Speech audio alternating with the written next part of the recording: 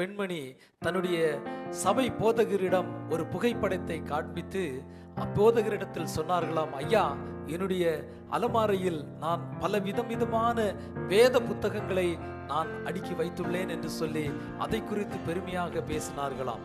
அப்பொழுது அந்த போதகர் அவர்களை பார்த்து கேட்டாராம், அழகழகான வேத புத்தகங்களை வைத்திருக்கிறீர்களே, இதில் இருக்கிற வசனங்கள் எத்தனை உங்கள் உள்ளத்தில் பதிந்திருக்கிறது என்று சொல்லி அவர்களிடத்திலே கேட்டார்களாம்.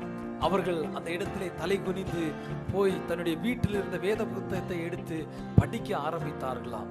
அவர்கள் படிக்க ஆரம்பித்த போது அந்த வேத வசனங்கள் அவருடைய வாழ்க்கையை மாற்றினது என்று சொல்லி அவர்கள் சொல்லுகிறார்கள்.